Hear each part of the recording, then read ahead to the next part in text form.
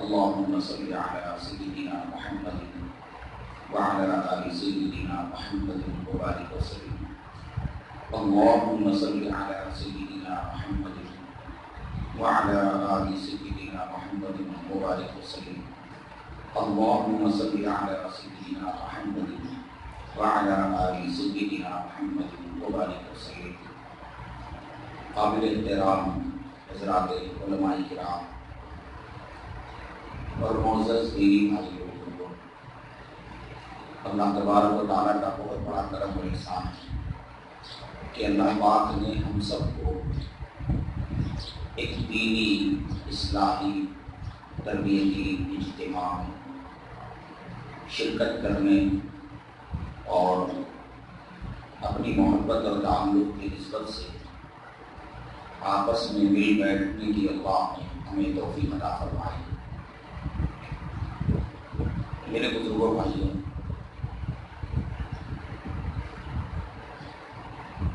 اس موقع پر کوئی واضح بیان اور خطاب مقصود نہیں. یہاں بڑے بڑے علماء کرام تشریف فرما ہیں. خطاب کے بجائے یہ ایک مذاکرے کی مجلس ہے. آپس میں مذاکرہ اور دین کی باتوں کی یاد دہانی. اللہ تبارک و تعالیٰ نے اس کا حکم فرمایا ہے کہ دین کی باتوں کی یاد دہانی بار بار ہوتی رہنی چاہیے. بار بار اللہ کی اور اللہ کے نبی صلی اللہ علیہ وآلہ وسلم کی باتیں دہرائی جاتی رہنی چاہیے اور بار بار ہمیں ایسی مجلسوں میں شریک ہوتے رہنا چاہیے.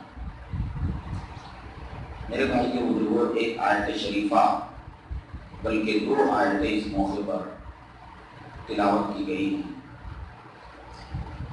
پہلی آیت میں اللہ تبارک و تعالیٰ فرماتے ہیں فاستقم کما امرت ومن تاب معک. اس آیت کا پس منظر اگر آپ جانیں تو پھر اس آیت کے اندر اللہ تبارک و تعالیٰ نے اپنے حبیب صلی اللہ علیہ وآلہ وسلم کو اور آپ کے واسطے سے پوری امت کو جو ہدایت فرمائی ہے، اس ہدایت کی اہمیت بھی ہمیں سمجھ میں آئے. ایک مرتبہ سرکار دو عالم صلی اللہ علیہ وآلہ وسلم کے سر مبارک میں کچھ بال سفید نظر آئے صحابہ کرام کو. تو صحابہ کرام نے آپ سے عرض کیا کہ یا رسول اللہ صلی اللہ علیہ وسلم، آپ پر بہت جلد بڑھاپا طاری ہو گیا. آپ پر بہت جلد بڑھاپا طاری ہو گیا اور آپ کے بال سفید ہو گئے. سرکار عالم صلی اللہ علیہ وآلہ وسلم نے فرمایا شیبتنی ہود، سورہ ہود نے مجھے بوڑھا کر دیا. ہود حضرت ایک جلیل القدر پیغمبر کا نام ہے. حضرت ہود علیہ السلام اور حضرت ہود علیہ السلام کو اللہ پاک نے قوم عاد کا نبی بنا کر بھیجا. قوم عاد کا نبی بنا کر بھیجا اور انہی کے نام سے قرآن مجید کے 12ویں پارے میں سورہ ہود ہے. سورہ ہود کے بارے میں جب صحابہ کرام نے یہ بات رکھی کہ آپ کے سر مبارک کے بال سفید ہو گئے اور آپ پر بڑھاپا جلد طاری ہو گیا، تو نبی رحمت صلی اللہ علیہ وسلم نے فرمایا کہ سورہ ہود نے مجھے بوڑھا کر دیا. اور پھر اس کی وضاحت آپ نے فرمائی کہ سورہ ہود کی ایک آیت شریفہ ہے. سورہ ہود کی ایک آیت شریفہ ہے. اس آیت شریفہ میں اللہ نے مجھ سے ایک بات کا مطالبہ فرمایا.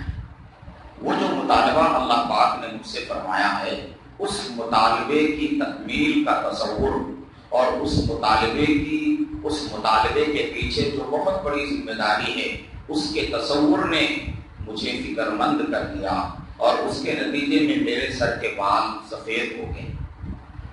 میرے بھائیوں بزرگوں، وہ کون سی آیت ہے؟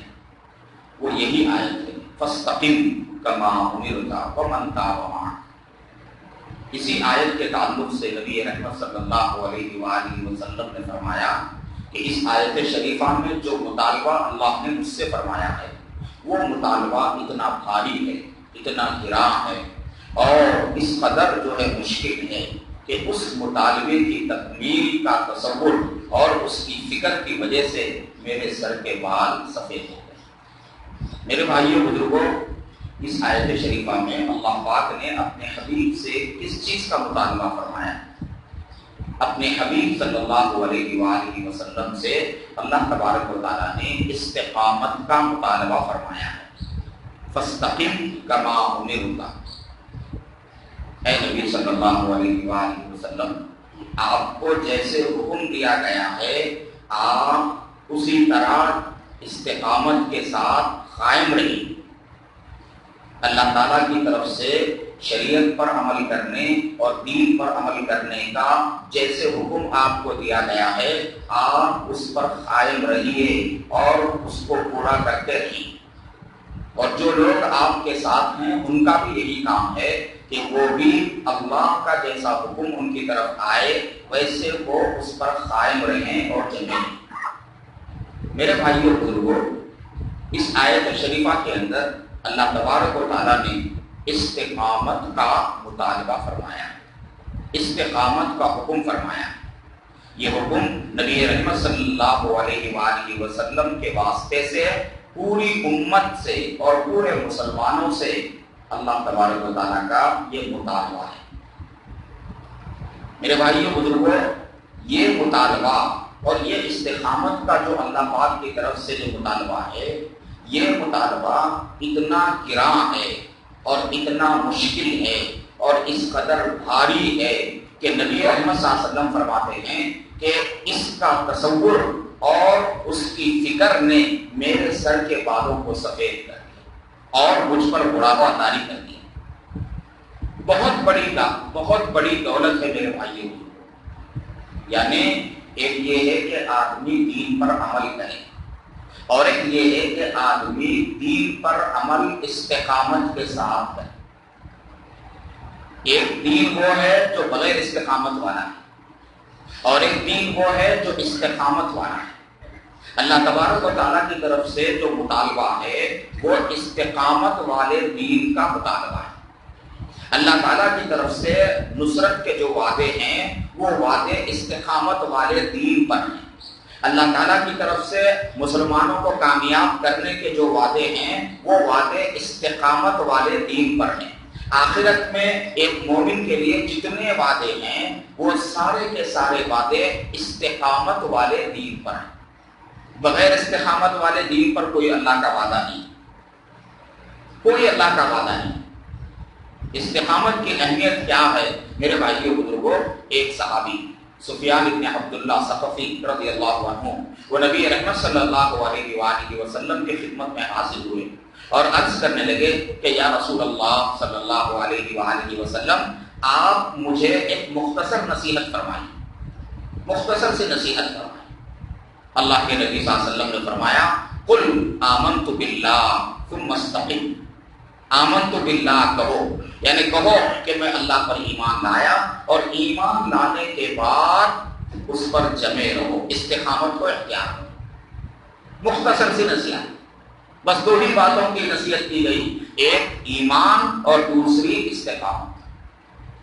یہ دو چیزیں اگر آدمی کو حاصل ہو گئی میرے بھائیوں بزرگوں، ایسا آدمی دنیا میں بھی کامیاب اور ایسا آدمی آخرت میں بھی کامیاب۔ اللہ تبارک و تعالیٰ نے ایمان والوں کے لیے جنت کی خوشخبریاں جو دی اور جنت کی نعمتوں کی جو خوشخبریاں دی اور اپنی نصرت اور مدد کے جو وعدے اللہ نے فرمائے، قرآن پاک کی مشہور آیت ہے کہ وہاں بھی اللہ نے انہی دو چیزوں کا ذکر فرمایا، ایک ایمان اور دوسرے استقامت۔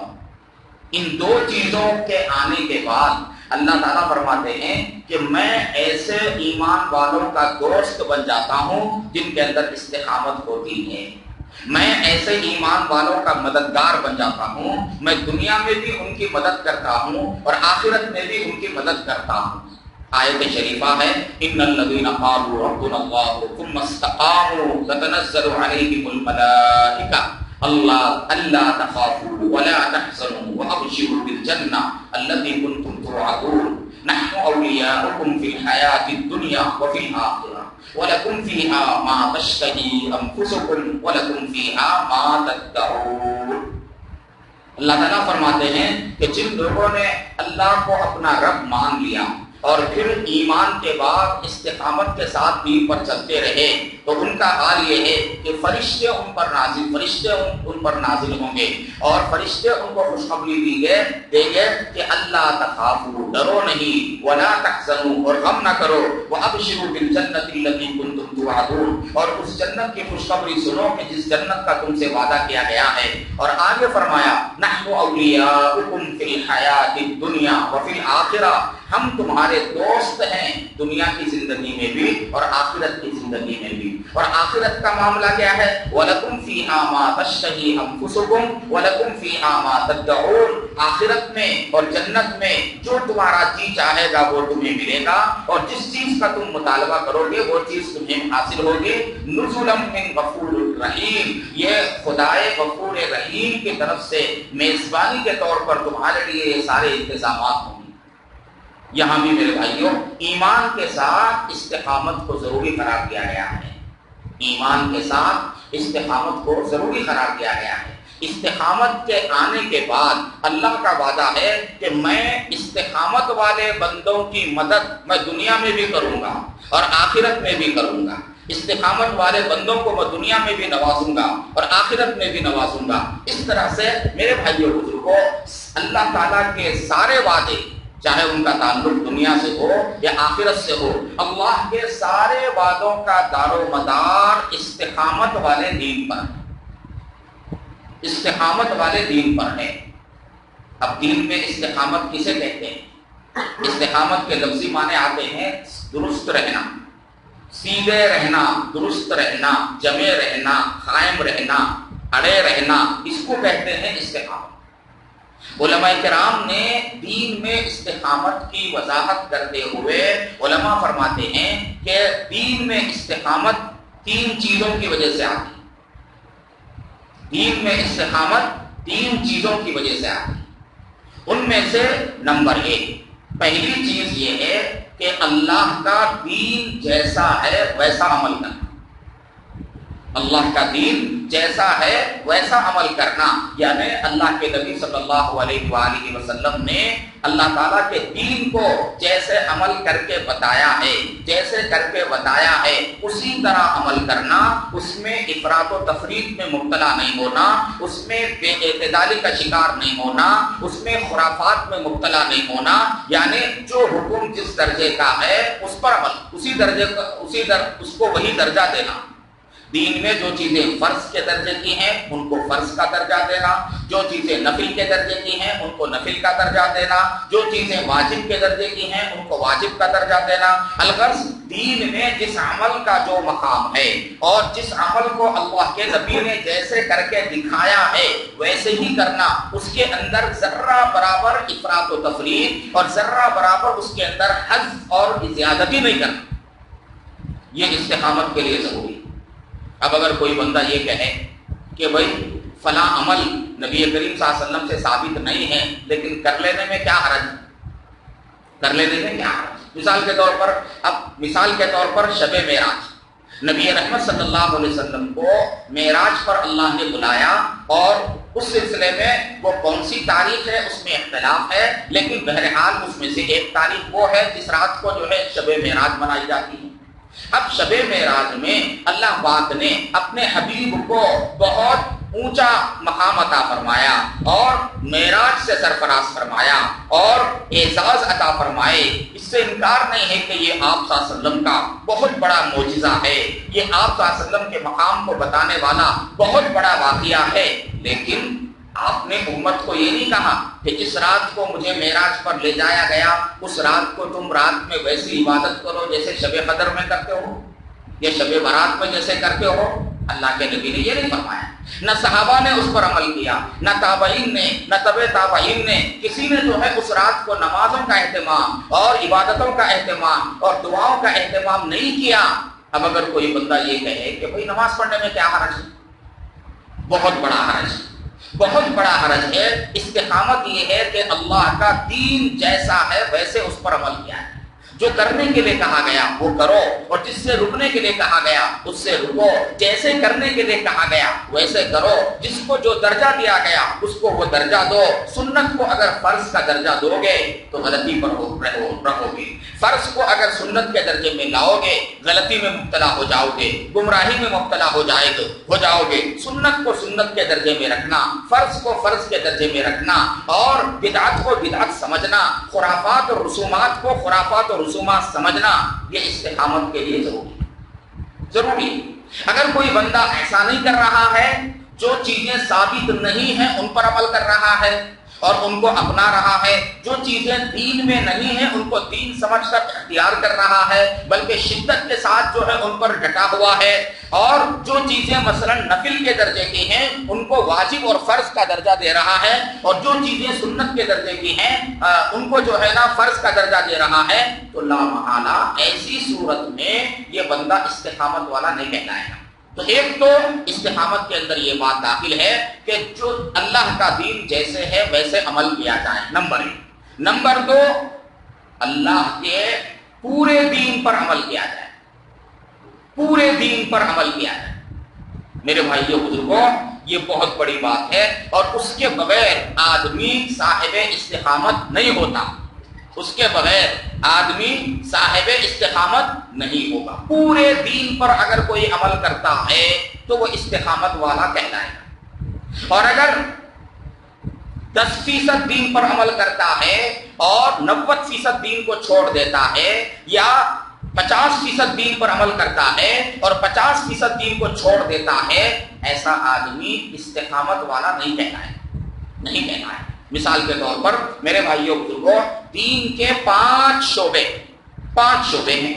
سب سے پہلا شعبہ عقائد کا ہے، دوسرا شعبہ عبادات کا ہے، تیسرا شعبہ معاملات کا ہے، چوتھا شعبہ معاشرت کا ہے، 5واں شعبہ اخلاقیات کا ہے۔ یہ 5 شعبے، ان 5 شعبوں سے متعلق اللہ کے احکام ہیں، ان 5 شعبوں سے متعلق نبی کے طریقے ہیں، ان 5 شعبوں سے متعلق جو ہے دین کی ہدایات ہیں، دین کے اصول ہیں، دین کے ضوابط ہیں۔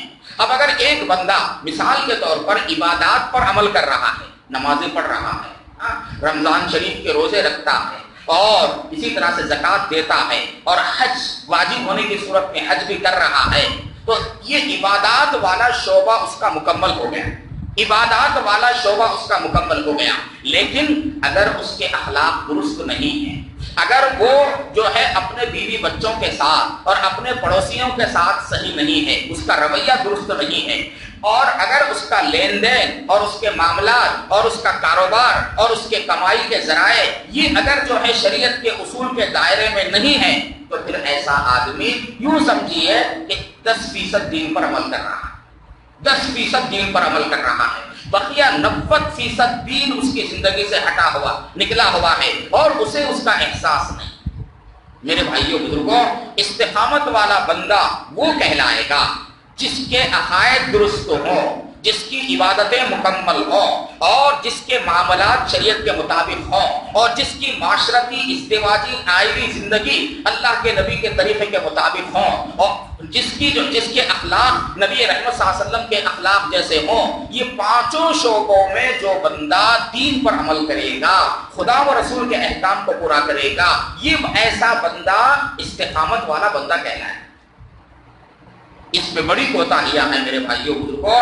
آج اللہ کی مدد جو نہیں آ رہی ہے، مسلمانوں کو اللہ کی مدد جو نہیں آ رہی ہے، اس کی بنیادی وجہ اس استقامت کا نہ ہونا اور اللہ کے پورے دین پر عمل نہ کرنا ہے۔ یہ بات ہر مومن کو ذہن میں بٹھانا چاہیے۔ آج ہو یہ رہا ہے، شیطان انسان کو دھوکے میں ڈال رہا ہے کہ بھائی تم نماز پڑھ لو، عبادت گزار کہلاؤ گے، اب تمہیں کچھ اور کرنے کی ضرورت نہیں ہے۔ چاہے تم حلال طریقے سے کماؤ یا حرام طریقے سے کماؤ، چاہے تم بیوی بچوں کے حقوق ادا کرو یا حقوق ادا نہ کرو، چاہے تمہارے اخلاق صحیح ہوں یا اخلاق صحیح نہ ہو، کچھ بھی ہو جائے، تم نمازوں کے پابند ہو تو بس تم دیندار ہو۔ شیطان دین کے 5 شعبوں میں ایک آدھ شعبے میں لگا کر یا ایک آدھ شعبے کو پورا کروا کر اس کو شیطان اطمینان دلا رہا ہے کہ تم دیندار ہو، اب تمہیں کچھ اور کرنے کی ضرورت نہیں ہے۔ ایسا آدمی اپنے دیندار ہونے کے زعم میں مبتلا بھی ہے، اور پھر ایسا آدمی اپنی کمزوریوں کو دور کرنے کا احساس بھی اس کے اندر نہیں پیدا ہو رہا ہے۔ تو اس کے لیے میرے بھائیوں بزرگوں، معاملات کا شعبہ جو ہے نا بہت اہم ترین شعبہ ہے۔ معاملات کا مطلب لوگوں سے لین دین کے مسائل، کاروبار میں، معاملات میں ایک دوسرے سے سابقہ بڑھتا رہتا ہے۔ آدمی جو ہے حلال روزی کے لیے آدمی کاروبار کرتا ہے، ملازمت کرتا ہے، دیگر جو ہے نا راستے اختیار کرتا ہے تاکہ اسے حلال روزی جو ہے حاصل ہو جائے۔ اب حلال روزی کے لیے جو طریقے وہ اختیار کر رہا ہے، اگر اس کے طریقے شریعت کے خلاف ہیں، خدا و رسول کے اصولوں کے خلاف ہیں، تو اس کا مطلب یہ ہے کہ معاملات کے شعبے میں یہ اللہ اور اس کے رسول کے احکام کو توڑ رہا ہے۔ معاملات کے شعبے میں، لین دین کے شعبے میں اور ذرائع آمدنی کے باب میں یہ اللہ اور اس کے رسول صلی اللہ علیہ وسلم کے احکام کو توڑ رہا ہے اور وہ دین کو چھوڑ رہا ہے، تو ایسی صورت میں یہ بندہ کامل نہیں ہو سکتا۔ معاملات کے بعد اہم ترین جو شعبہ ہے میرے بھائیوں، جس پر بہت زیادہ توجہ دینے کی ضرورت ہے اور جس کو ہم لوگوں نے بالکل نظر انداز کر دیا ہے، وہ ہے معاشرت کا شعبہ۔ وہ کون سا شعبہ ہے؟ معاشرت کا شعبہ ہے۔ یہ معاشرت کے معنی کیا ہیں؟ معاشرت کے معنی آپس میں ایک دوسرے کے ساتھ جو ہے حسن سلوک کرنا اور اجتماعی زندگی میں مختلف لوگوں سے جو تعلق ہے، اس تعلق کی بنیاد پر جو ذمہ داریاں عائد ہوتی ہیں ان ذمہ داریوں کو نبھانا۔ مثال کے طور پر میاں بیوی کا آپسی تعلق، میاں بیوی کی جو آپسی زندگی ہوتی ہے وہ ازدواجی زندگی کہلاتی ہے، وہ ازدواجی زندگی کہلاتی ہے۔ اب ازدواجی زندگی، مائیں بہنیں بھی یہاں بہت بڑی تعداد میں جمع ہیں، غور سے سنیں کہ دین کے جو 5 شعبے ہیں، ان 5 شعبوں میں اہم ترین ایک جو شعبہ ہے وہ معاشرت کا شعبہ کہلاتا ہے۔ معاشرت کے شعبے کا ایک حصہ ازدواجی زندگی کہلاتی ہے جو میاں بیوی سے متعلق ہے۔ اب میاں بیوی آپس میں جس انداز سے زندگی گزارتے ہیں، جس کو ازدواجی زندگی کہا جاتا ہے، یہ ازدواجی زندگی میرے بھائیوں بزرگوں، اگر ازدواجی زندگی اگر کسی کی درست ہے تو ایسے آدمی کے لیے معاشرتی زندگی کے ایک بڑے حصے پر عمل کرنا آسان ہو جائے۔ جس کی ازدواجی زندگی صحیح نہیں ہے، وہ گویا اسلام کے معاشرتی آداب و اصول کو وہ نظر انداز کر رہا ہے۔ معاشرت کا جو شعبہ ہے نا، ایک اہم ترین شعبہ ہے۔ جو بندہ ازدواجی زندگی میں اللہ اور اس کے رسول کے احکام کو توڑتا ہے، وہ بندہ معاشرت سے متعلق خدا و رسول کے احکام کو نظر انداز کر رہا ہے۔ ازدواجی زندگی میں اللہ تبارک و تعالیٰ نے شوہر کے لیے کچھ اصول بتائے، بیوی کے لیے کچھ اصول اللہ کے نبی صلی اللہ علیہ وسلم نے فرمائے۔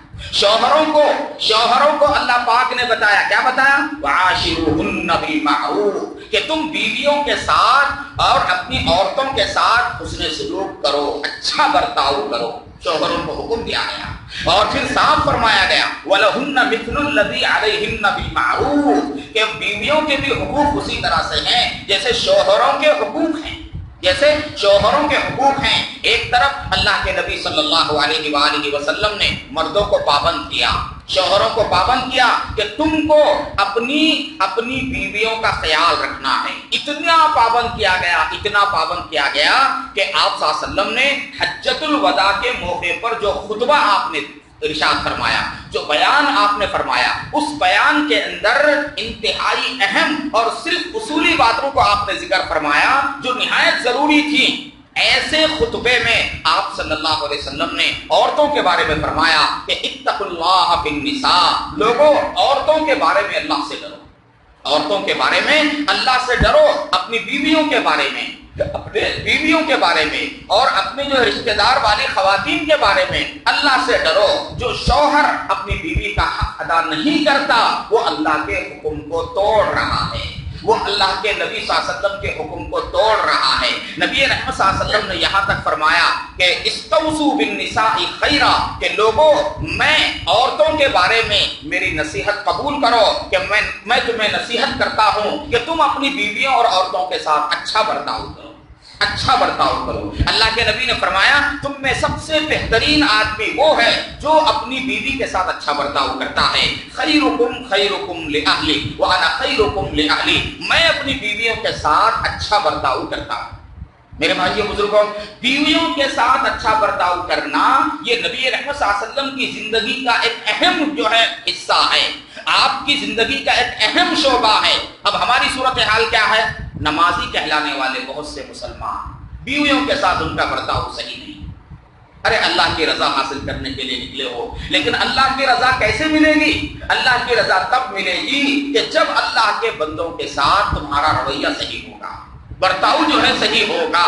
تو عورتوں کے ساتھ ایک طرف تو شوہروں کو حکم دیا گیا کہ وہ اپنی بیویوں کے ساتھ اچھا برتاؤ کریں، دوسری طرف بیویوں کو اور عورتوں کو پابند کر دیا گیا، عورتوں کو پابند کر دیا گیا کہ وہ شوہر کی اطاعت بجا لائیں، نیکی کے کاموں میں اور شریعت کے دائرے میں وہ اپنے شوہروں کی اطاعت کریں۔ اللہ کے نبی صلی اللہ علیہ وسلم نے اس عورت کو جنتی قرار دیا کہ جو عورت 5 وقتہ نمازوں کا اہتمام کرے۔ المرأۃ اذا صلت خمسها وحسنت فرجها واطاعت بعلها فلتدخل من اي ابواب الجنة شاءت۔ اللہ کے نبی صلی اللہ علیہ وسلم نے فرمایا کہ عورت کے جنت میں داخل ہونے کے لیے بہت لمبی تفصیلات نہیں ہیں، بہت لمبے چوڑے احکام نہیں ہے، بس عورت کا مختصر نصاب ہے۔ وہ کیا ہے؟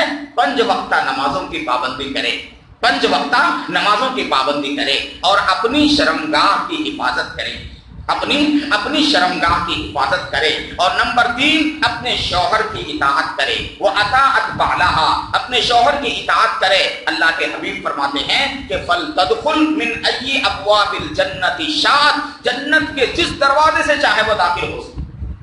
کتنا آسان نصاب ہے ماؤں بہنوں کے لیے، کتنا آسان نصاب ہے کہ عبادت کا اہتمام کرنا ہے، نمازوں کی پابندی کرنی ہے، اپنی شرمگاہ کی حفاظت کرنا ہے، شرمگاہ کی حفاظت میں اپنی عزت و آبرو کی حفاظت، پردے کا اہتمام، حجاب کا اہتمام، غیر مردوں کے سامنے نکلنے سے گریز، بے پردہ باہر گھومنے سے گریز، اپنی عفت اور پاک دامنی کی حفاظت، یہ ساری چیزیں اس کے اندر داخل ہے۔ پردے کے اندر، یہ شرمگاہ کی حفاظت کے اندر یہ ساری چیزیں داخل ہیں۔ تو ایک تو 5 وقتہ نمازوں کا اہتمام کرنا، اور دوسری اپنی عفت و پاک دامنی کی حفاظت کرنا، اور تیسرے شرعی معاملات میں، جائز معاملات میں، شریعت کے دائرے میں رہ کر اپنے شوہر کی اطاعت کرنا۔ اس کے لیے اتنا بڑا انعام اللہ کے نبی فرماتے ہیں کہ جنت کے جس دروازے سے چاہے وہ جنت میں داخل ہو سکتی ہے۔ عجیب و غریب بات۔ ایک مرتبہ نبی رحمت صلی اللہ علیہ وسلم نے، آپ صلی اللہ علیہ وسلم نے مختلف حدیثوں میں الگ الگ لوگوں کے لیے جنت کے الگ الگ دروازے آپ نے بتائے کہ بھی توبہ کرنے والوں کے لیے فلاں دروازہ، جنت کے 8 دروازے، جنت کے 8 دروازے ہیں۔ آپ نے بتایا کہ بھائی روزہ رکھنے والوں کے لیے فلاں دروازہ، صبر کرنے والوں کے لیے فلاں دروازہ، فلاں عمل کرنے والوں کے لیے فلاں دروازہ۔ تو گویا الگ الگ عمل کرنے والوں کے لیے الگ الگ دروازے ہیں۔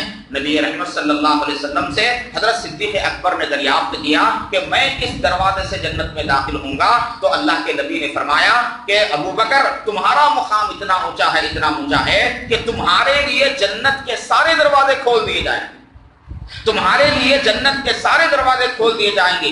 اور فرمائیے کہ یہ صدیق اکبر کا مقام ہے، صدیق اکبر کا یہ مقام ہے کہ جنت کے سارے دروازے ان کے لیے کھولے جائیں گے جو عورت 5 وقتہ نمازوں کی پابندی کرے اور اپنی عفت و پاک دامنی کی حفاظت کرے اور اپنے شوہر کی اطاعت کرے۔ اس کے لیے کہا جا رہا ہے کہ صدیق اکبر کے لیے جو بات کہی گئی تھی، ایسی عورت کے لیے کہا جا رہا ہے کہ وہ جنت کے جس دروازے سے چاہے داخل ہو جائے۔ کتنی بڑی بات ہے۔ ماؤں بہنوں کو اور ہماری خواتین کو یہ بات اچھی طرح جاننا چاہیے کہ ہمارے معاشرے کے بگاڑ کی ایک بہت بڑی وجہ ازدواجی زندگیوں کا دین سے ہٹ جانا ہے۔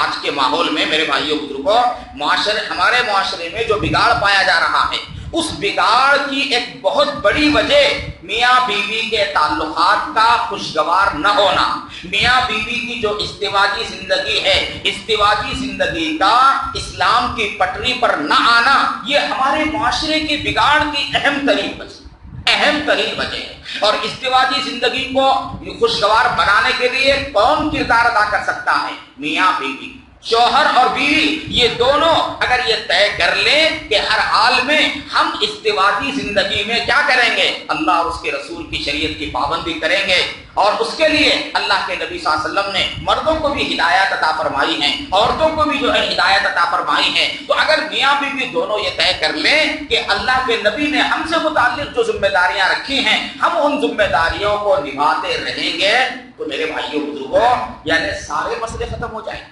ساری پریشانیاں دور ہو جائیں گی۔ آج مسلمان کہلانے والی امت اور مسلمان کہلانے والے خاندان، ان کی گھریلو زندگی کا اگر آپ جائزہ لیں گے تو گھر کے اندر ایک قیامت برپا ہے، گھر کے اندر جو ہے ایک طوفان برپا ہے، میاں بیوی میں ایسی ناچاکیاں، اور دونوں خاندانوں کے اندر، لڑکے اور لڑکی والوں کے خاندانوں کے اندر اتنی دوریاں اور اتنی ناچاکیاں، میرے بھائیوں بزرگوں گھر ٹوٹ رہے ہیں، خاندان بکھر رہے ہیں، خاندان کے خاندان تباہ ہو رہے ہیں، اور طلاق کی وجہ سے اتنے مسائل پیدا ہو رہے ہیں کہ چھوٹے چھوٹے بچوں کا مستقبل جو ہے تاریک ہو رہا ہے، اور کتنی یعنی عورتیں ایسی ہیں، دلہنیں ایسی ہیں کہ معاشرتی معاملات میں شریعت کی پاسداری نہ کرنے کی وجہ سے کتنی عورتیں ایسی ہیں جو خودکشی کر رہی ہیں، ایک قیامت برپا ہے، لیکن ہمیں احساس نہیں ہے کہ آخر یہ کیوں ہو رہا ہے۔ اب طلاق کا یہ جو مسئلہ ہے جو ہمارے ملک میں کھڑا ہے، بھلا بتائیے طلاق کا جو معاملہ ہے، طلاق کا یہ مسئلہ براہ راست ازدواجی زندگی کے اسلامی اصولوں سے تعلق رکھتا ہے، ازدواجی زندگی سے اس کا تعلق ہے۔ تو اب ازدواجی زندگی میں اسلام یہ تصور پیش کرتا ہے کہ جب جو ہے ایک لڑکا اور لڑکی آپس میں نکاح کے بندھن میں بندھ جاتے ہیں تو یہ رشتہ اتنا گہرا، اتنا مضبوط اور اس قدر جو ہے پائیدار ہوتا ہے کہ دونوں ایک دوسرے کے لیے مر مٹنے کے لیے تیار ہو جاتے ہیں، دونوں ایک دوسرے سے یعنی بہت ٹوٹ کر محبت کرتے ہیں، گویا دونوں زندگی بھر کے لیے گویا وعدہ کرتے ہیں کہ جو ہے زندگی بھر کے لیے وہ ایک دوسرے پر مر مٹیں گے، اتنا گہرا اور مضبوط رشتہ ہے۔ لیکن بہت سارے نوجوانوں کا حال کیا ہے؟ بات بات پر طلاق دینا، بات بات پر طلاق دینا، اور طلاق کے بارے میں نوجوانوں کو بالکل پتا نہیں ہے کہ طلاق کب دی جاتی ہے، طلاق کیسا عمل ہے۔ اللہ کے حبیب نے فرمایا کہ اللہ تعالیٰ نے جتنی چیزوں کو حلال کیا ہے، اللہ کی ساری حلال چیزوں میں سب سے ناپسندیدہ اگر کوئی عمل ہے وہ طلاق دینا ہے۔ طلاق کوئی کھیل نہیں ہے، طلاق کوئی تماشا نہیں ہے کہ جب خیال آ گیا، تھوڑی سی ناچاکی ہو گئی، بیوی سے تھوڑا کوئی معاملہ آ گیا، تھوڑا سا غصہ آ گیا تو اس میں آدمی فوراً جو ہے طلاق دینے لگے۔ طلاق کوئی کھیل تماشا نہیں ہے، نکاح کوئی ایسا رشتہ نہیں ہے کہ بھئی جو ہے ریت کا کوئی مکان بنا لیا اور بچوں نے کھیل کر پھر برابر کر دیا اور اس کی کوئی پائیداری نہیں ہے، ایسا نہیں ہے۔ نکاح ایک مضبوط رشتہ ہے، بہت گہرا رشتہ ہے، نہایت پائیدار ہے۔ تو پھر ایسی صورت میں میرے بھائیوں بزرگوں، نوجوانوں کو یہ معلوم ہونا چاہیے کہ طلاق کب دی جاتی ہے۔ بات بات پر طلاق دینے کا تصور نہیں نکالنا چاہیے۔ طلاق ناپسندیدہ عمل، طلاق اللہ کو ناراض کرنے والی چیز، طلاق اللہ کے نبی کو جو ہے ناراض کرنے والی چیز، اور بلا وجہ طلاق دینے والا اللہ کا انتہائی ناپسندیدہ بندہ ہے۔ یہ ہو گیا۔ اور اگر طلاق دینا ضروری ہو گیا، پہلے تو کیا کرنا ہے؟ میاں بیوی میں ناچاکی شروع ہو گئی تو اللہ تعالیٰ نے سورہ نساء کے اندر کیا فرمایا؟ اللہ تبارک و تعالیٰ نے فرمایا کہ اگر بیوی کوئی جو ہے یعنی اگر بیوی کی طرف سے کسی قسم کی کوئی کوتاہی ہونے لگے تو شوہر کو چاہیے کہ پہلے نصیحت کرے، بتائے، سمجھائے، بار بار بولے، بتائے۔ اگر نصیحت کرنے پر آمادہ نہ ہو تو ایسی صورت میں کہا گیا کہ بستر الگ کرو، بستر الگ کرو تنبیہ کے لیے۔ اگر اس میں بھی ناکامی ہو جائے تو فرمایا گیا کہ ہلکی سی تنبیہ کرو پٹائی کے ذریعے، بہت معمولی انداز میں، اور وہ بھی چہرے پر نہ مارا جائے بلکہ بہت احتیاط کے ساتھ۔ اور اگر اس سے بھی معاملہ حل نہ ہو تو پھر کیا کہا گیا؟ کہا یہ گیا کہ لڑکے والوں کی طرف سے کچھ لوگ اور لڑکے والوں کی طرف سے کچھ لوگ ایک جگہ بیٹھیں اور بیٹھ کر آپس میں مشورہ کریں، اور ان دونوں میاں بیوی میں جو ناچاکی پیدا ہوئی ہے اس کے اسباب پر غور کر کے دونوں کو پھر سے جو ہے دونوں کو جوڑنے کی فکر کریں۔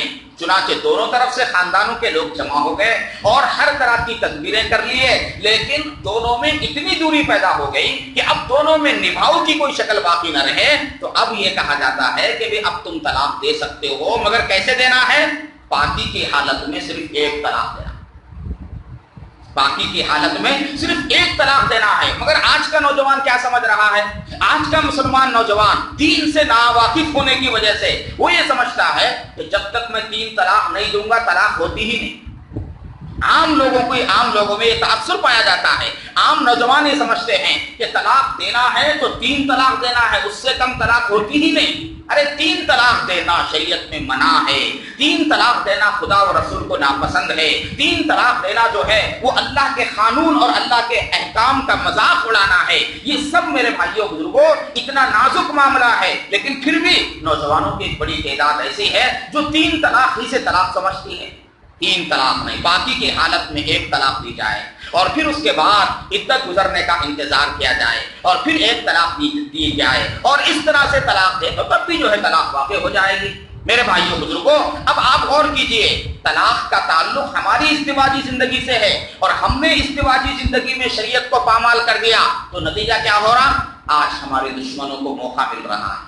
آج یہ ہمارے جو دشمن ہیں، اسلام کے جو دشمن ہیں، ان کو موقع مل رہا ہے ہماری شریعت کو بدل ڈالنے کا۔ ارے بھائی، مسلمانوں میں عورتیں مظلوم ہیں، مسلمان جو ہے بات پر فوراً جو ہے 3 طلاق دے ڈالتے ہیں، حالانکہ مسلمانوں کے مقابلے میں طلاق کا تناسب غیروں میں زیادہ ہے۔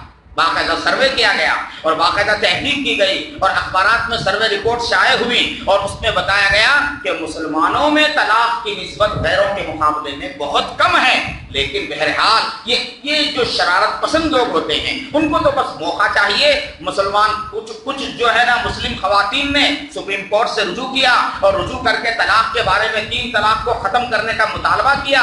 یہ وہ خواتین ہیں جن کے دل میں ایمان نہیں ہے، جن کے دل میں جو ہے نا اللہ اور اس کے رسول کی عظمت نہیں ہے، جو شریعت کیا ہے اسے جانتے نہیں ہیں۔ ایسی خواتین کا مسلمان رہنا ہی جو ہے یعنی ممکن ہے، ان کا مسلمان ہونا ہی مشکوک ہے۔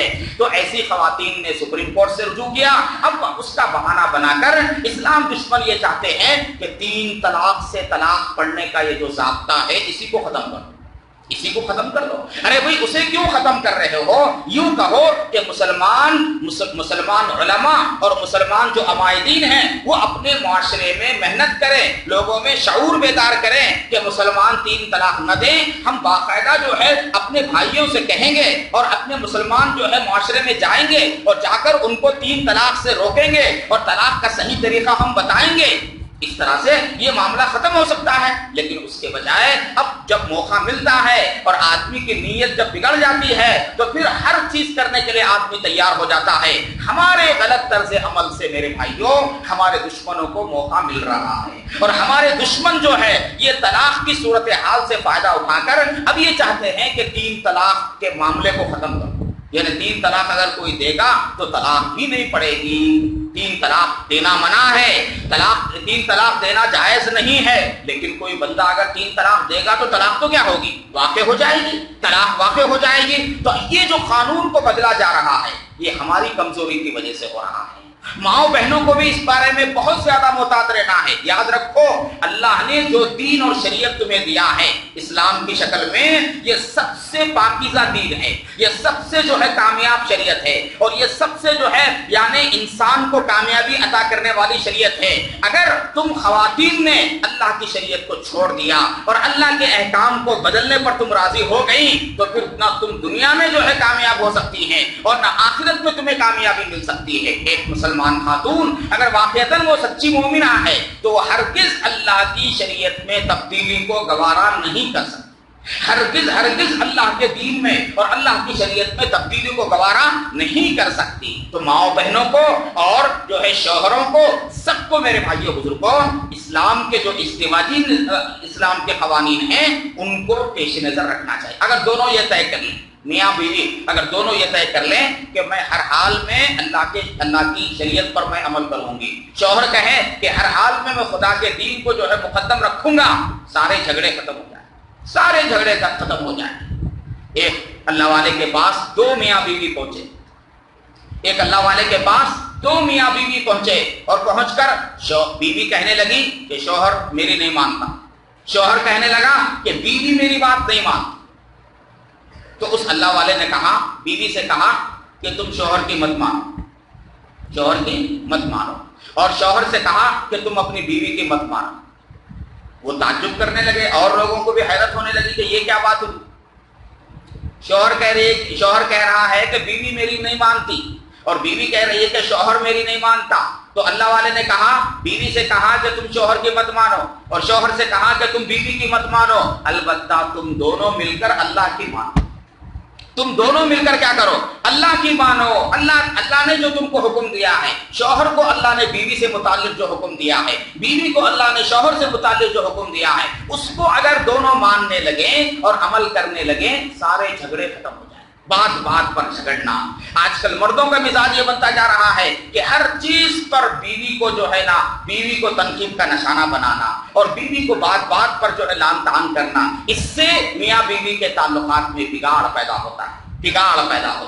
اور بیویوں کا حال کیا ہے، عورتوں کا حال کیا ہے؟ وہ اپنے شوہر کی مرضی کا خیال نہیں رکھتی، وہ اپنے شوہر سے اظہار محبت جیسے ہونا چاہیے ویسے اظہار محبت نہیں کرتی۔ اللہ کے حبیب نے فرمایا کہ بیوی کو چاہیے کہ وہ اپنے شوہر کے لیے بن سنور کر رہے اور پاک رہے، صاف ستھری رہے، اور اپنے شوہر کے لیے زینت اختیار کرے، یہ مطلوب ہے۔ اب عورتوں کا حال کیا ہے؟ بہت سارے گھروں میں تو گندی حالت میں رہیں گے، لیکن باہر جانا ہو تو بن سنور کر جائیں گے۔ ارے تمہارا حسن اور تمہارا جمال اور تمہاری یہ نزاکتیں، یہ تمہارے شوہر کے لیے زیادہ سے زیادہ جو ہے بن سنورنا چاہیے، اور غیروں کے لیے اپنے حسن کو چھپانا چاہیے اور اسے ان کی نگاہوں سے اسے دور رکھنا چاہیے۔ تو ایسی صورت میں میرے بھائیوں بزرگوں اور ہماری مائیں بہنیں، یاد رکھو اللہ پاک کی اللہ کی رضا اور اللہ کی خوشنودی تمہیں اس وقت تک حاصل نہیں ہو سکتی جب تک تمہارے اندر تمہارے شوہروں کی اطاعت نہ آ جائے، اور جب تک تمہارے اندر تمہاری شوہروں کی خدمت کا جذبہ نہ آ جائے۔ اللہ کے حبیب نے یہاں تک فرمایا، اگر میری شریعت میں اللہ کے علاوہ کسی اور کا سجدہ کرنا جائز ہوتا تو میں عورتوں کو حکم کرتا، بیویوں کو میں حکم کرتا کہ وہ اپنے شوہروں کا سجدہ کریں۔ کتنی بڑی بات ہے، یعنی شوہروں کا حق بیویوں پر اتنا زیادہ کہ اللہ کے حبیب فرماتے ہیں کہ میری شریعت میں اگر غیر اللہ کا سجدہ جائز ہوتا تو میں شوہروں کو، بیویوں کو حکم کرتا کہ وہ اپنے شوہروں کا سجدہ کریں، لیکن چونکہ میری شریعت میں اس کی گنجائش نہیں ہے تو اس لیے بیویوں کو اجازت نہیں ہے کہ وہ شوہروں کا سجدہ کریں، مگر اطاعت کرنا ہے، شوہر کو راضی رکھنے کی فکر کرنا ہے۔ اللہ کے حبیب صلی اللہ علیہ وسلم نے یہاں تک فرمایا کہ کسی عورت کا انتقال اس حال میں ہوا کہ اس کا شوہر اس سے خوش تھا تو وہ عورت جنت میں داخل ہوئی۔ کسی عورت کا انتقال اس حال میں ہوا کہ اس کا شوہر اس سے راضی تھا اور خوش تھا تو وہ عورت جو ہے جنت میں داخل ہو جائے۔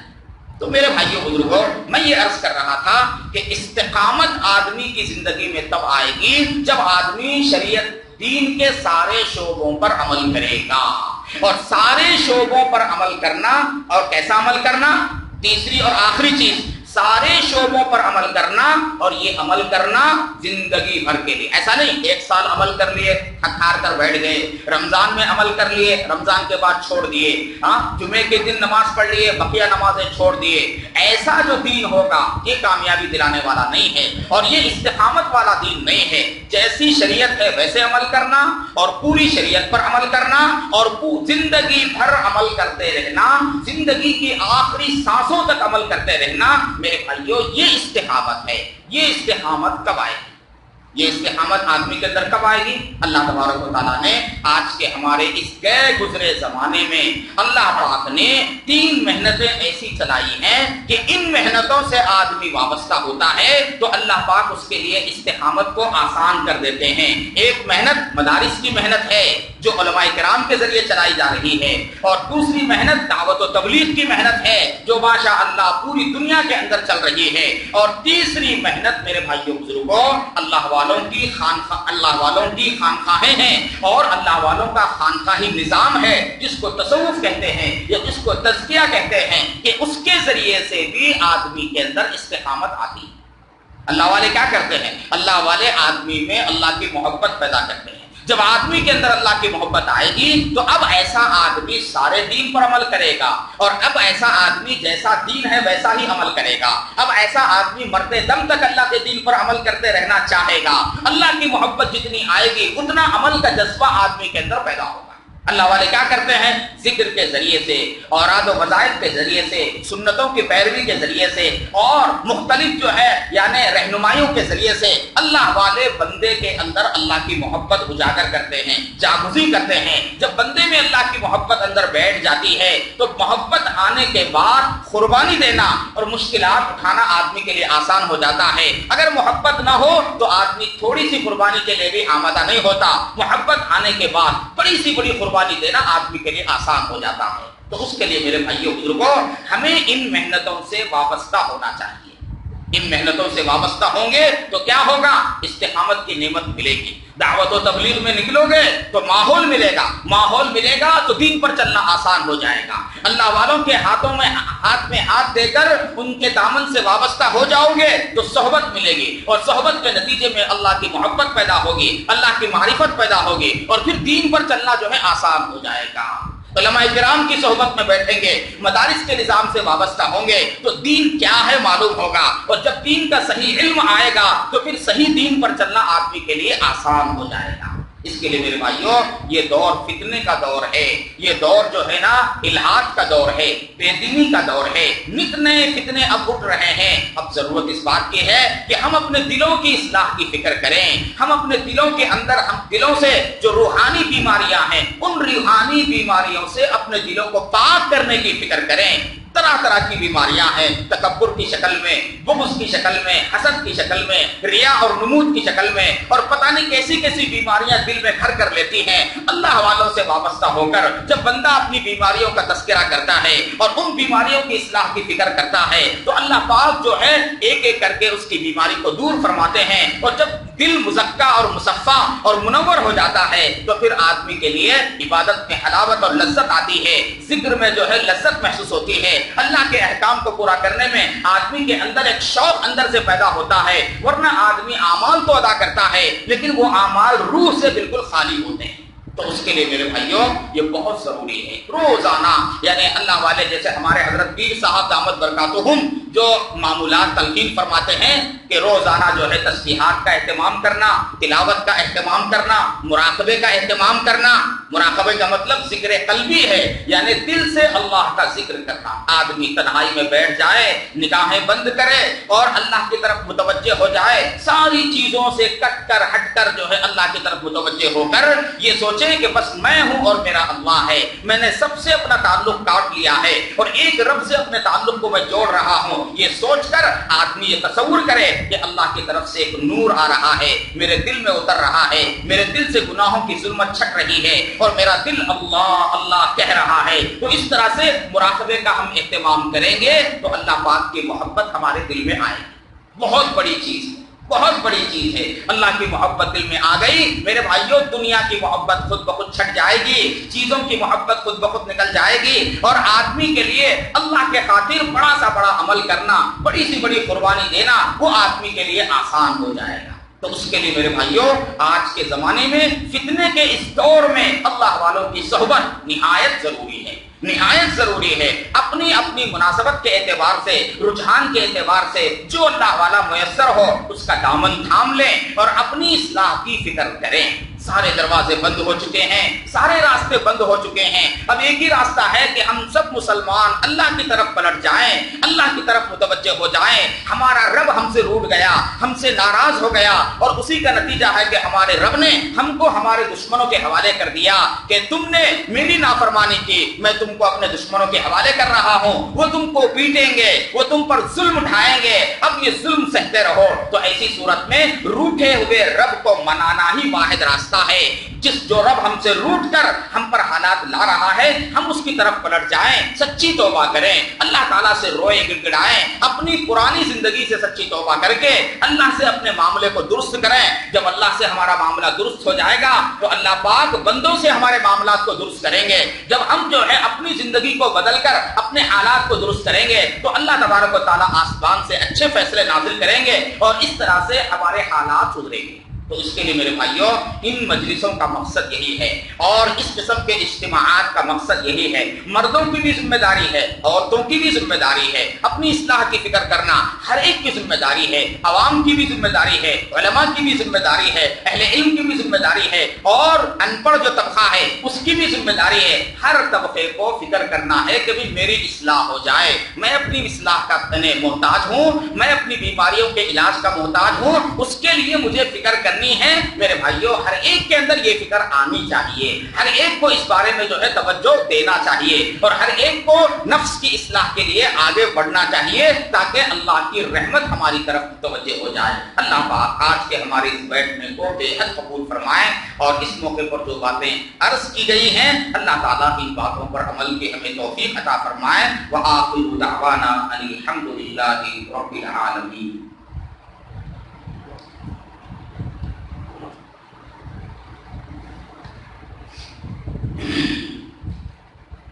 روزانہ احباب سے گزارش ہے کہ یہ جو معمولات ہیں تسبیحات، درود شریف کا اہتمام، 100 مرتبہ درود شریف، 100 مرتبہ استغفار اور روزانہ قرآن پاک کی تلاوت کا اہتمام اور اسی طرح سے روزانہ مراقبے کا اہتمام، تنہائی میں، اکیلے میں بالکل یکسو ہو کر اور نگاہیں بند کر کے قبلے کی طرف رخ کر کے آپ اللہ کی طرف متوجہ ہو جائیں اور یہ سوچتے رہیں کہ میرا دل اللہ اللہ کہہ رہا ہے، میرا دل اللہ اللہ کہہ رہا ہے. 24 گھنٹے ہمارے دنیا کے تذکرے میں گزرتے ہیں. اللہ کی یاد میں جو لمحہ گزرے گا کل قیامت کے دن وہی لمحات کام آئیں.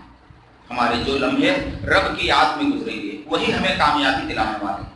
تو اس لیے ہمیں اس کا اہتمام کرنا ہے، ان معمولات کا ہمیں اہتمام کرنا ہے. اسی طرح سے ان معمولات کی پابندی کے ساتھ ہمیں گناہوں سے بچنے کا اہتمام کرنا اور ہر عمل سنت کے مطابق کرنے کی کوشش کرنا اور حلال روزی حاصل کرنے کی کوشش کرنا کہ ہمارے پیٹ میں جو لقمہ جائے وہ حلال ہو، حرام نہ ہو. انشاءاللہ ان 3 باتوں کا بھی ہم اہتمام کریں گے تو اس کی برکت سے اللہ تبارک و تعالیٰ ذکر کے انوارات، معمولات کے جو انوارات ہیں وہ انوارات ہمارے اندر پیدا کریں گے. اللہ پاک ہم سب کو جو ہے عمل کی توفیق عطا فرمائے. وآخر دعوانا ان الحمد للہ رب العالمین.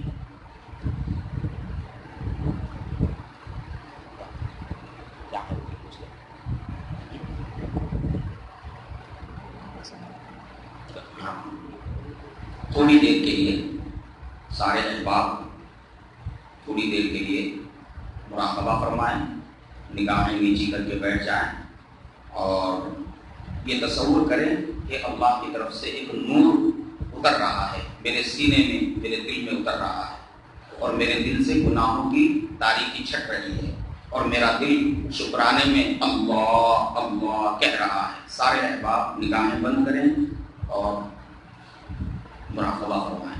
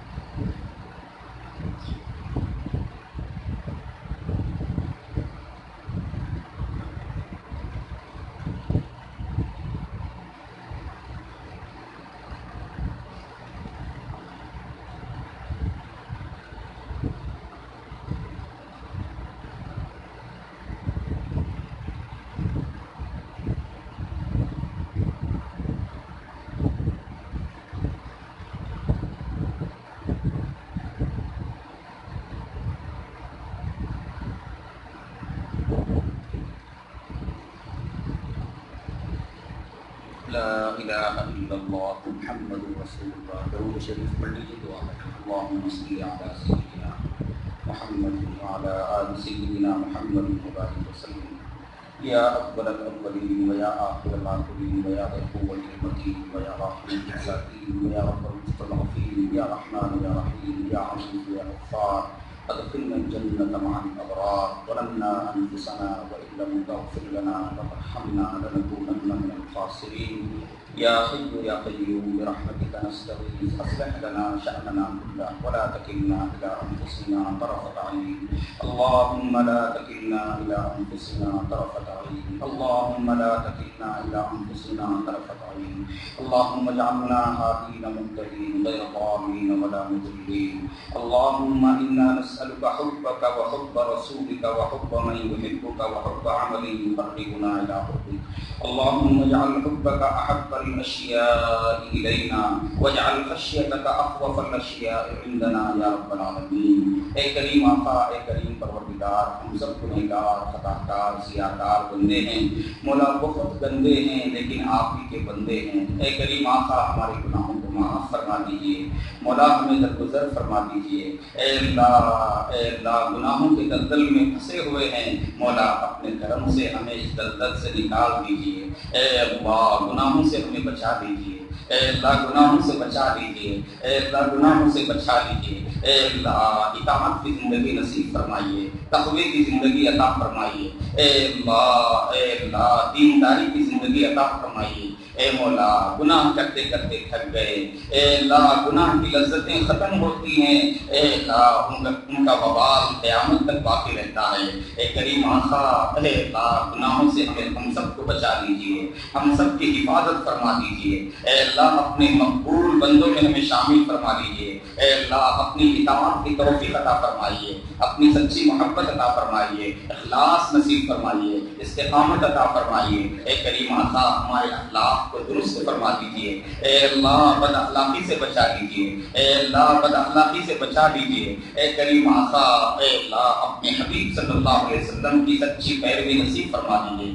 اے کریم آقا ہماری ماؤں بہنوں کو اے اللہ نیک توفیق عطا فرمائیے. اے اللہ تمام شوہروں اور بیویوں کو اے اللہ ایک دوسرے سے متعلق حقوق کی ادائیگی کی توفیق عطا فرمائیے. اے اللہ رحم کا، کرم کا، عافیت کا، سہولت کا معاملہ فرمائیے. مولا جو بیمار میں ان کو شفا عطا فرما دیجیے. اے اللہ جو مرحوم ہو گئے مولا ان کی مغفرت فرما دیجیے. اے اللہ اس بستی کے اندر جتنے مسلمان بیمار ہیں مولا سب کو شفا عطا فرمائیے. اے اللہ جن مرحومین کے لیے دعا کی درخواست کی گئی ہے اے اللہ ان کی مغفرت فرمائیے. اے اللہ جناب صدیق علی صاحب جو ہمارے عزیز محترم کے والد ہیں اے اللہ ان کی طبیعت اے اللہ خراب ہے، ان کو صحت کاملہ عاجلہ نصیب فرما دیجیے۔ اے کریم آقا جتنے مسلمانوں کے والدین بیمار ہیں سب کو شفا نصیب فرما دیجیے، جو پریشان حال ہیں ان کی پریشانیاں دور فرما دیجیے۔ اے اللہ ماؤں بہنوں میں سے جو اپنی بچیوں کے رشتوں کے لیے پریشان ہیں اے اللہ ان کو نیک رشتے عطا فرمائیے، جو اولاد کے لیے پریشان ہیں مولا ان کو نیک اور صالح نرینہ اولاد عطا فرما دیجیے۔ اے کریم آقا آپ ہی عطا کرنے والے، آپ ہی بگڑی کو بنانے والے، اے اللہ آپ ہی جو ہے اے اللہ ہر چیز کو نوازنے والے ہیں مولا ہمیں معاف فرما کر اے کریم آقا اے اللہ ہماری طرف اے اللہ اپنی رحمت کو متوجہ فرما دیجیے۔ اے اللہ پوری امت کے حال پر رحم فرما دیجیے مولا، اس ملک میں ظلم کا خاتمہ فرما دیجیے مولا، مسلمانوں کی جان کی مال کی عزت کی آبرو کی حفاظت فرمائیے اے اللہ، ظالموں کے ظلم کا خاتمہ فرما دیجیے۔ اے کریم آقا جتنے مسلم نوجوان بے قصور نوجوان جو قید و بند میں ہیں مولا، جیلوں میں پڑے ہوئے ہیں، ان کا کوئی پرسان حال نہیں ہے، اے کریم آقا ان کی رہائی کے اسباب پیدا فرما دیجیے مولا، ان کو رہا فرما دیجیے۔ اے اللہ اس ملک کے اندر شریعت کو بدلنے کی سازشیں ہو رہی ہیں اے اللہ ان سازشوں کو ناکام فرما دیجیے مولا، ہمیں دین کی سمجھ عطا فرمائیے مولا، ہمیں شریعت پر عمل کی توفیق عطا فرمائیے مولا، ہمیں اپنے دلوں کی اصلاح کی توفیق عطا فرمائیے۔ اے کریم آقا ہمارے دلوں میں بے شمار گندگیاں ہیں، بے شمار روحانی بیماریاں ہیں اے اللہ، جس کے دل کو آپ پاک فرما دیں وہی دل پاک ہے مولا، ہمارے دلوں کو پاک فرما دیجیے، ہمارے دلوں کو منور فرما دیجیے مولا، ہمیں اپنے مقبول اور نیک بندوں میں شامل فرما دیجیے مولا، مرتے دم تک مولا دین پر قائم فرما دیجیے، استقامت نصیب فرما دیجیے۔ اے کریم آقا اے اللہ اخلاق فاضلہ عطا فرمائیے، اے اللہ اخلاق ذمیمہ سے مولا ہماری حفاظت فرما دیجیے۔ اے اللہ جتنے یہاں اس موقع پر مائیں بہنیں اور خواتین و حضرات موجود ہیں مولا، سب کی دعاؤں کو قبول فرما لیجیے، سب کی پریشانیوں کو دور فرما دیجیے، سب کے جائز مقاصد کی تکمیل فرما دیجیے اے اللہ، سب کے لیے نفس کی اصلاح کا راستہ آسان فرما دیجیے مولا، ہمارے دلوں کو اپنی محبت سے منور فرما دیجیے، آپ کی محبت عطا فرما دیجیے، آپ کے نبی کی سچی محبت ہمیں عطا فرما دیجیے۔ اے کریم آقا گناہوں سے بچنا آسان فرما دیجیے، برائیوں سے بچنا آسان فرما دیجیے اے اللہ گناہوں سے بچنے کی کوشش کرتے ہیں مولا، 2 قدم آگے نہیں بڑھتے کہ پھر 3 قدم پیچھے ہو جاتے ہیں مولا، نفس حملہ کرتا ہے، شیطان حملہ کرتا ہے مولا، کمزور ہے ناتواں ہے مولا، رحم فرما دیجیے، گناہوں سے بچنا آسان فرما دیجیے اے اللہ، رحم کا کرم کا عافیت کا سہولت کا معاملہ فرما دیجیے اے اللہ، اس مجلس میں بہت سے تیرے بزرگ بندے بوڑھے حضرات ہیں اے اللہ، ان بوڑھے بزرگ حضرات کے اے اللہ دعائیں قبول فرما لیجیے مولا، ہمارے احوال کو درست فرما دیجیے، امت کی حفاظت فرما دیجیے مولا، جہاں جہاں بدامنی ہے اے اللہ امن کو عام فرما دیجیے، ظالموں کے ظلم کا مولا خاتمہ فرما دیجیے اے کریم آقا، ہمارے گھروں میں دینداری کو عام فرما دیجیے، ہماری بچیوں میں ہمارے بچوں میں ہمارے مردوں اور ہماری خواتین میں دین کو عام فرما دیجیے مولا، اس بستی میں اپنی رحمتیں نازل فرمائیے اے اللہ، ہم سب کو مولا اپنے نیک اور مقبول بندوں میں شامل فرما لیجیے۔ ربنا ظلمنا انفسنا وان لم تغفر لنا وترحمنا لنكونن من الخاسرين، وصلى الله تعالى وسلم وبارك على خير خلقه محمد وعلى اله وصحبه اجمعين، والحمد لله رب العالمين۔